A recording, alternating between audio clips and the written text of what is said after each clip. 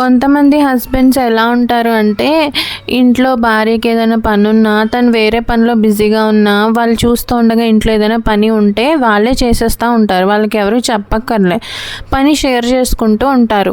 ఇంకొంతమంది హస్బెండ్స్ ఎలా ఉంటారంటే భార్య ఏదైనా హెల్ప్ అడిగితే వెంటనే హెల్ప్ చేస్తారు. అది కిచెన్లో అయినా ఎక్కడైనా. వాళ్ళు ఏదైనా పని ఉంది అని తెలిసినా కానీ అది వెంటనే చేయరు, బట్ హెల్ప్ చేయమని అడిగితే మాత్రం వెంటనే హెల్ప్ చేస్తారు. ఇంకొంతమంది ఎలా ఉంటారంటే తన భార్య తన ఇంట్లో పనులు కాకపోతే ఇంకేం చేస్తుంది, తనే చేసుకుంటుందిలే అని ఇలా ఉంటారు. వాళ్ళు హెల్ప్ అడిగినా చేయరు. మీ హస్బెండ్ ఈ 3 కేటగిరీస్లో ఏ కేటగిరీలోకి వస్తారు కామెంట్ చేసేయండి. అండ్ నా ఫ్రెండ్ హస్బెండ్ అయితే సెకండ్ కేటగిరీలోకి వస్తారు. తను ఏదైనా హెల్ప్ అడిగితే చేస్తారు కానీ తనంతట తను ఇనిషియేటివ్ తీసుకుని అయితే ఏ పని చేయరు.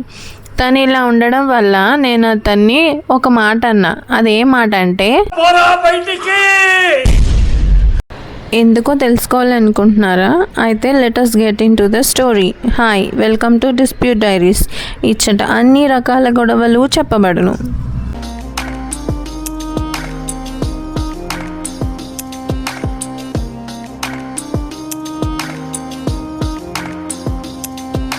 హాయ్, నా పేరు మమత. నేను ఒక హాస్పిటల్లో నర్స్గా పనిచేస్తున్నాను. అదే ఊర్లో నాకు ఒక ఫ్రెండ్ ఉంది. మేమిద్దరం చాలా క్లోజ్.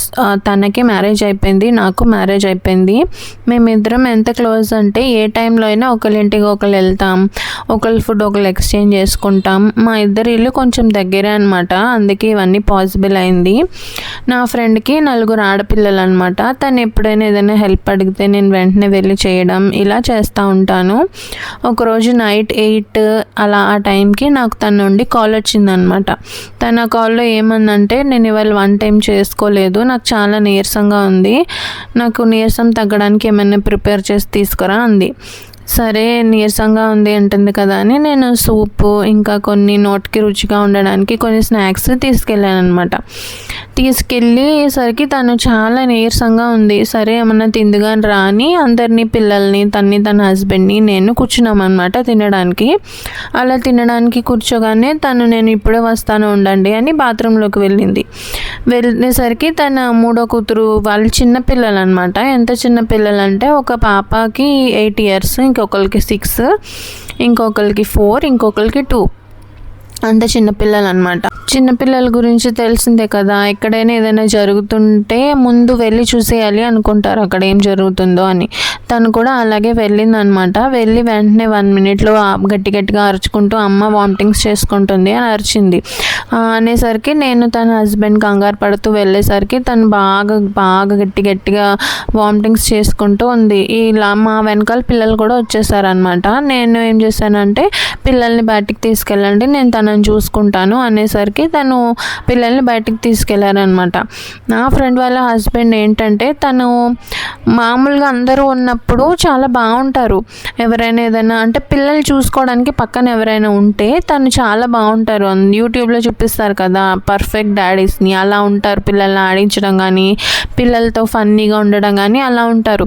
కానీ ఏ క్షణం అయితే పిల్లలు వాళ్ళొక్కళ్ళే ఉంటే మాత్రం తను వెంటనే సైలెంట్ అయిపోతారు. తనకి ఏం చేయాలో తెలియదు అన్నట్టు అలాగా ఒక శిల్పం నిలబడి చూస్తూ ఉంటారు. పిల్లల్ని కూడా పట్టించుకోరు, అలాగని ఫోన్ కూడా చూడు, అలా బ్లాంక్ అయిపోయినట్టు చూస్తూ ఉంటాడు అనమాట. మరి ఆయన మెంటాలిటీ ఏంటో నాకు తెలీదు. ఈ విషయం నాకు తెలుసు, నా ఫ్రెండ్ కూడా 2-3 times చెప్పింది.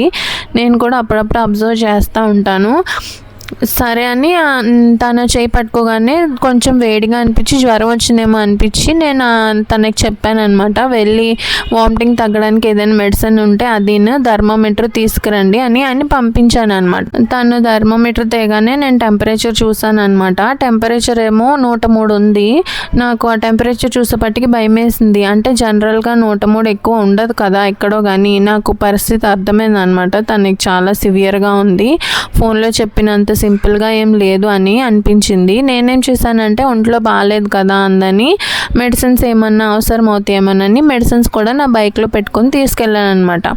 ఆ బైక్లో మెడిసిన్స్ ఉండడం గుర్తుకొచ్చి నేనేం చెప్పానంటే, పిల్లల్ని చూసుకోండి, ఇక్కడికి రానివ్వకండి, నేను ఈలోపు మెడిసిన్ వెళ్ళి తీసుకొస్తాను అన్నాను. తను సరే అన్నాడు అనమాట.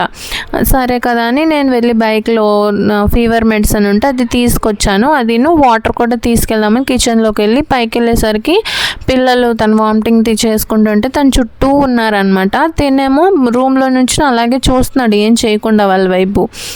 నేను ఇంకా పిల్లల్ని వెంటనే బయటికి పంపించి పిల్లల్ని చూసుకోమన్నాను కదా చూసుకోరేంటి అని తనని కూడా బయటికి పంపించేసి నేను డోర్ వేసి తనకి మెడిసిన్ ఇవ్వడం తనని క్లీన్ చేయడం అదంతా చేస్తున్నాను అనమాట. ఆ మెడిసిన్ తీసుకొచ్చి వేయగానే నా ఫ్రెండ్ ఏం చేసిందంటే తన మెడిసిన్ వేసుకోగానే మళ్ళీ పెద్దగా వామిటింగ్ చేసుకొని కళ్ళు తిరిగి పడిపోయింది.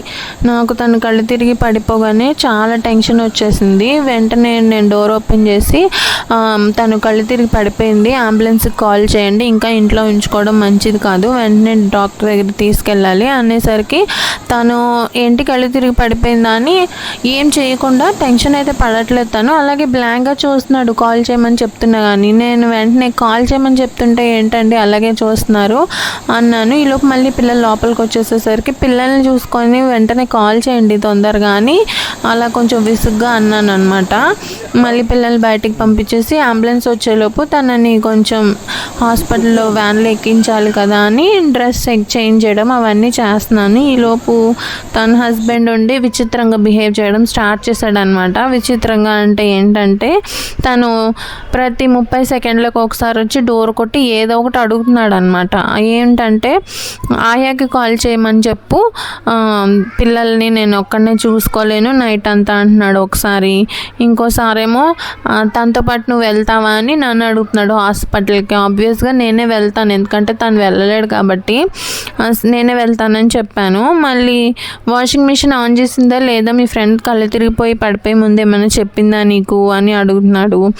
అండ్ పిల్లల్ని తినడానికి తిన్న తర్వాత తిన్న ముందు వాళ్ళ గిన్నెలు నేనే కడగాల అని ఇలాంటి క్వశ్చన్స్ అన్నీ తన భార్యని అడుగుతున్నాడు, నన్ను అడగట్లేదు. ఎవరిని? తన భార్య అంటే కళ్ళు తిరిగి పడిపోయిన మనిషిని తను ఈ క్వశ్చన్స్ అన్నీ అడుగుతున్నాడు అనమాట. అలాంటి క్వశ్చన్స్ అన్నీ అడుగుతూ ఉండేసరికి నాకు చాలా చిరాకు వచ్చింది కానీ నేనైతే రియాక్ట్ అయితే అవ్వలేదు. అంబులెన్స్కి కాల్ చేశారా, ఏ టైంకి వస్తుంది అని అడిగితే తను 10 minutesలో వచ్చేస్తుంది చేశాను అన్నారు. సరే అని నేను ఈలోపు డోర్ క్లోజ్ చేస్తుంటే నా ఫ్రెండ్కి మెలకు వచ్చిందనమాట. మెలకు రావడం చూసి తను మళ్ళీ క్వశ్చన్స్ అడగడం స్టార్ట్ చేశారు. ఏంటంటే పిల్లలకి ఏ టైంకి పడుకోబెట్టాలి అని ఒకసారి అడుగుతున్నారు. పడుకోబెడతారు కానీ ఏదో ఒక టైంకి అని నేను డోర్ క్లోజ్ చేస్తే మళ్ళీ ఇంకో నిమిషంలో మళ్ళీ వచ్చి డోర్ కొట్టి పిల్లలకి ఉతికిన బట్టలు వేసిందా లేకపోతే ఉతికిన బట్టలు ఉన్నాయా ఉతకాలా మళ్ళీ అని ఇదొక క్వశ్చను. మళ్ళీ అలాగే పిల్లలకి వాళ్ళు నీకు ఒంట్లో బాగాలేదు కదా కార్టూన్స్ ఏమైనా పెట్టమంటావా, నువ్వు ఇంట్లో ఉండట్లేదు కదా, పిల్లలు బోర్గా ఫీల్ అవుతారు, నేను ఒక్కడిని చూసుకోలేను కదా, ఇలాంటి క్వశ్చన్స్ అన్నీ అడుగుతుంటే నాకు చాలా చిరాకు వచ్చి అసలు అది ఏ పరిస్థితుల్లో ఉంది, మీరు ఏం అడుగుతున్నారు, మీకు ఏమైనా అర్థమవుతుందా అంటే తను వెంటనే డిఫెండ్ అయ్యి నేనేమైనా కావాలని చేస్తున్నాను, నాకు ఇవన్నీ తెలీదు, ఇన్ని రోజులు తను ఒక్కతే చూసుకుంది, ఏమేం చేయాలో తను హాస్పిటల్కి వెళ్ళిపోతే నాకు తెలియదు కదా, అందుకే నేను అన్నీ ఇప్పుడే తెలుసుకుంటున్నాను అన్నారు. అనేసరికి ఇవన్నీ చిన్న చిన్న విషయాలండి, ఇవన్నీ మీరే చూసుకోవాలి, ఈ పిల్లలకి ఏ బట్టలు వేయాలో కూడా చచ్చేలాగా ఉన్నది చెప్తుందా మీకు అని గట్టిగా సీరియస్ అయ్యేసరికి తను వెంటనే తను కాకపోతే ఇంకెవరు చెప్తుంది అనుకుంటూ గొనుక్కుంటూ వెళ్ళిపోయారు అనమాట. వెళ్ళారు కదా అని నేను డోర్ దగ్గరికి వేసి తనకి ఎలా ఉంది ఇవన్నీ అడుగుతుంటే మళ్ళీ వెంటనే తను వచ్చి పిల్లలకి నువ్వు పడుకునేటప్పుడు ఏ రకమైన స్టోరీస్ చెప్తావు, ఏ రకమైన స్టోరీస్ చెప్తే వాళ్ళు తొందరగా పడుకుంటారు అంటే తను ఏదో చెప్పిందనమాట. మళ్ళీ వెంటనే 1 minute వచ్చి పిల్లలు ఏ టైంకి పడుకుంటారు, ఏ టైంకి నేను స్టోరీస్ చెప్పడం స్టార్ట్ చేయాలి అని అడిగితే అప్పుడు కూడా తను ఏదో చెప్పింది అలాగే నీరసంగానే మాట్లాడలేక. మళ్ళీ కాసేపు ఉండి మళ్ళీ వచ్చి పిల్లలకి రోజు పాలు ఇస్తావు కదా పడుకునేటప్పుడు, అవి ఎలాగ ఇస్తావు, చల్లగా ఉన్నాయి ఇస్తావా, గోరువెచ్చగా ఉన్నాయి ఇస్తావా, గోరువెచ్చగా ఉండాలంటే ఏ టైంలో చల్లార్చాలి అని అడిగేసరికి ఇంకా నాకు పిచ్చి పీక్స్కి వెళ్ళిపోయింది అనమాట. అన్నీ నేను వెంటనే మరీ అలా అనలేదు కానీ ఆల్మోస్ట్ అలాగే రియాక్ట్ అయ్యాను. ఎందుకంటే తను అడిగే క్వశ్చన్స్కి నాకు బాగా చిరాకు వచ్చేసింది. ఇంకా నా ఫ్రెండ్ పరిస్థితి చూసి నేను అప్పటికే టెన్షన్లో ఉంటే తను ఇలా చిన్నపిల్లలాగా బిహేవ్ చేయడం నాకు అస్సలు తట్టుకోలేకపోయాను. నేను అది చూసి లోపు అంబులెన్స్ అయితే వచ్చింది. నేను తనని వెంటనే అంబులెన్స్లో ఎక్కించి హాస్పిటల్కి అయితే తీసుకెళ్ళిపోయాను. నా ఫ్రెండ్కి కూడా ఒక 2-3 డేస్లో తగ్గిపోయింది. తను కూడా ఇంటికి వచ్చేసింది. కానీ ఆ రోజు నుండి తన హస్బెండ్ అయితే నాతో మాట్లాడడం మానేశారు. చెప్పే కదా మేము ఒకరింటికి ఒకరు వెళ్తామని. అలా ఎప్పుడైనా వాళ్ళ ఇంటికి నేను వెళ్ళినా సరే తను నాతో మాట్లాడడం కాదు కదా, కనీసం నా వైపు కూడా చూడడం మానేశారు. నా ఫ్రెండ్ అయితే అది అంతగా పట్టించుకోలేదు. ఎందుకంటే తన పరిస్థితిలో ఎవరున్నా నాలాగే రియాక్ట్ అవుతారేమో అనుకుందేమో. మరి తనైతే ఆ విషయం గురించి కూడా ఎప్పుడు మాట్లాడలేదు. నా హస్బెండ్ అయితే నువ్వు చాలా ఎక్కువగా రియాక్ట్ అయ్యావు, తనకి అవన్నీ తెలియదు కదా, తనే చూసుకుంటుంది తన వైఫ్, తను అవన్నీ తెలియదు కాబట్టి తెలుసుకోవడానికి ట్రై చేశాడు. కానీ అది తప్పు టైంలో ట్రై చేశాడు. కానీ నువ్వు అంత గట్టిగా రియాక్ట్ అవ్వడం మాత్రం నీ తప్పే అన్నారు. నాకు నిజమే అనిపించింది. ఎందుకంటే మరి అంతలాగా రియాక్ట్ అవ్వకుండా ఉండాల్సింది. ఏమో నేను నర్స్ కదా, హాస్పిటల్ ఇలాంటి బిహేవియర్ చూసి నేను అలా గట్టిగా అరిచేసానేమో. మీరైతే నా సిచ్యువేషన్లో ఉంటే ఏం చేస్తారో చెప్పండి. And me husband A category కూడా కామెంట్ చేసేయండి. అండ్ మీకు కనుక వీడియో నచ్చితే మర్చిపోకండి లైక్, షేర్ అండ్ సబ్స్క్రైబ్.